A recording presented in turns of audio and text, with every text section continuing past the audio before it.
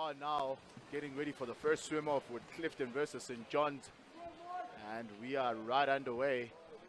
And I think Mr. Paul Martin and his side must really be happy with himself, because these boys have really put on a show in the last 2 days. Quite unexpected, especially going down in their own tournament. And now we're underway with the first dummy, and it's a shot, it's in. What a great start to this quarterfinal. It's really all about working hard here, and we'll see who will be able to kick us out underway. It is St. John's with their number 3. You have your own favorite, you call him the Rose. I like Slater because he slays everyone. And literally, he's quite a dynamic player. Like, defensively, he's solid, you know, and when it comes to attack, he literally always has an AK-47 with him. He's ready to fire, and he's always ready to take those shots there, but not taking away from St. John's right now, and the shot is in. And great block there by Strauss. And I'm absolutely certain that they're cooking up something here. They forced Tobejane to make the first save, so definitely those voices starting to be warmed up. That's shooting capacity of theirs. And St. John's have won themselves a 5 meters on the other side. I'd say really classy finish. So much height on that, and goalie, no chance there. Let's see now, there's a bit of man-to-man marking, there's a bit of zonal marking, there's space and there's a goal. He's taken opportunity of that. You see the player draws him there, giving a bit of room for Nathan Berger to have the shots.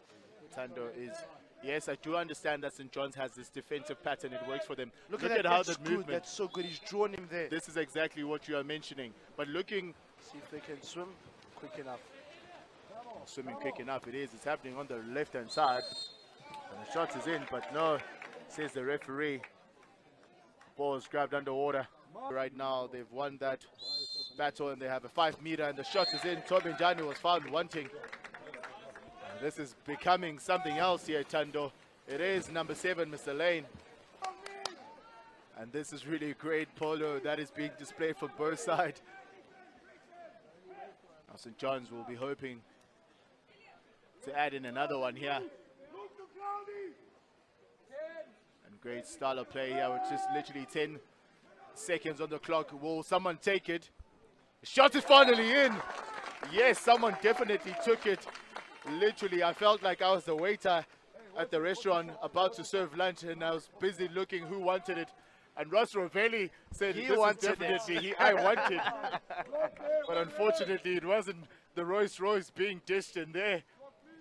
But look at the great awareness there just to see the shot. And boy, oh boy. Surprisingly, we're only ranked at 8 in the country after that successful year, winning Cares finalists at SACs.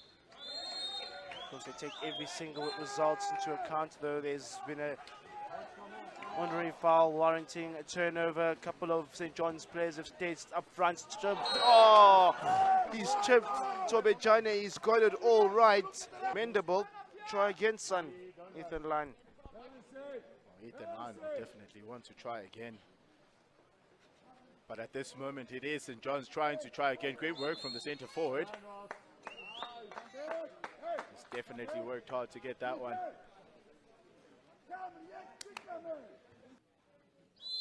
And add on to the scoreboard, and he does so with the assistance of the woodwork again.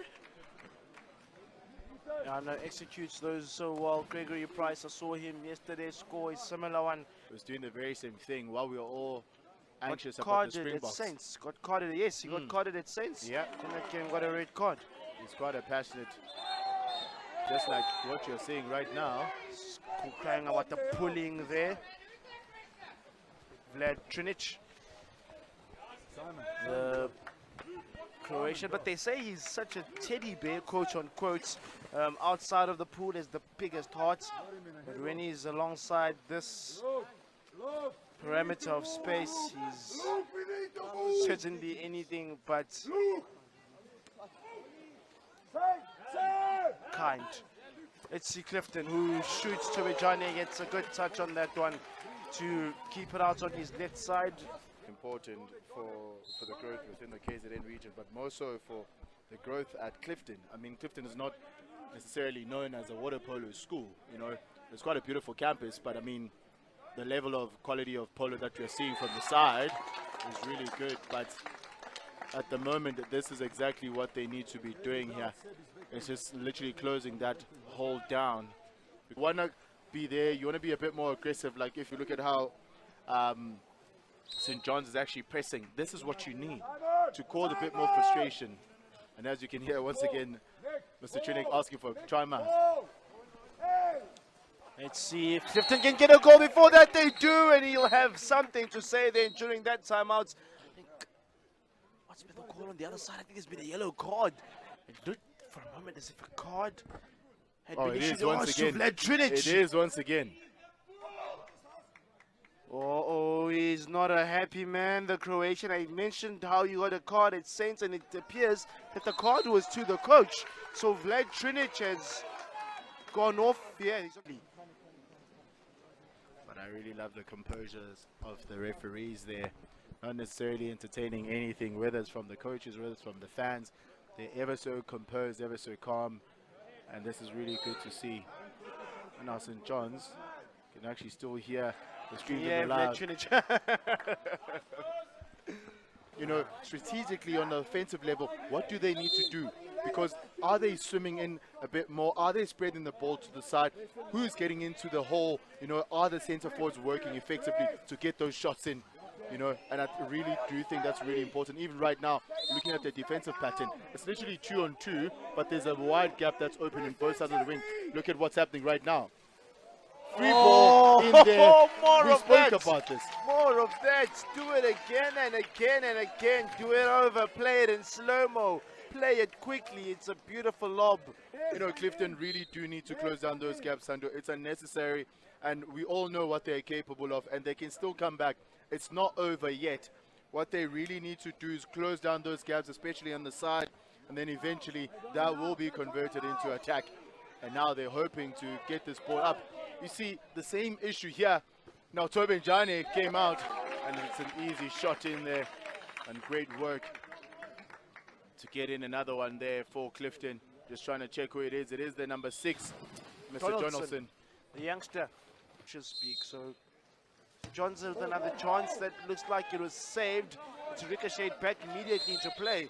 And what a save that would have been for Ross Strauss. The power behind that way to fly all the way back, land favorably for another Clifton man. Let's see if they can Shigishai do something with it, get a bit of inspiration. But you see, Tando, this is when they need to start talking, and Paul Martin's men need to start communicating, and communicating does this. It gives you the opportunity that Ditz will be able to dip that ball in there and actually get a bit more in. They saw the gaps. This is why I said the head coach, Paul Martin, is quite strategic. Look at what they're doing now, converting into attack, and they have the opportunity. Fakes, and it's in. Tobe and Jane found one thing, and they're calling for another one. And this is what they need, Tando. They're working hard. It is number 10 again, Ditz. Roshoveli, I think, is the one that's going to pick that up. Price once again. Man-to-man marking, late to get to Price and put pressure on him. They've gone to hole.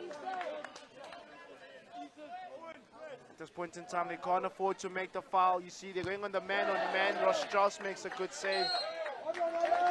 They come away with the ball, Sazi. So creating the gap into the hole, and once they do that, they have a bit more of an opportunity. Because as you can see, look, that's good movement, Sazi. Speaking of movement, to the side, Tando. Let's give them a moment of silence. Shot is in. Great shot. Great contest as well from Strauss. But Rovelli to Price, who's under pressure. Rovelli is also being marked. Price is trying to turn. He's trying to draw the foul from the defender. They're trying to get to do something wrong. He does get that as an exclusion. Man up. Price has space. You give him time to think he'll hurt you. Oh, and they do. They get that second goal, the cushion, and Clifton are 2 goals down again. Go. There's Tobejani. It's playing the ball there. Powers back. I'm sure we'll get the graphic overlay for you as well. 8-6 to St. John's. If you're just tuning in, they could make it 9. Yeah, they do make it 9. It's 9-6 now to St. John's, who lead the tie, and they're really getting into that full swing of things now. See right now, if they stick to it, you see they're creating the gaps once again. And look at what's happening. It's another opportunity. And it's a foul. Defender's a bit naughty there. He's going to get the kick out. Was at a 5 meter. He's given the 5 meter, and that's what the attacker wanted. The Rolls Royce Rovelli finds the right side of the cage, and but also it's a rather interesting style of play here. It doesn't seem like Clifton has committed any men up front. typical Clifton way. And there's the goal, 9-7, 2 points in it with a couple of seconds that remained, and here the goal scorer. It seems like St. John's will be crowned the victors here and going into the semi-final, but before they do that, they want to produce something special off the woodwork again. Oh my word, I think this Paul might have a headache by now. The amount of shot that he has experienced has been tremendous. But just literally in the dying 10 seconds, St. John's are still hoping to produce something special here, Tando. Well, they have produced something special. They win the tie, 9-7, and march on, looking to become the first side from Jersey to win the Shield. Thank you, Clifton. Like the noble warriors you are, you fought and gave us a show.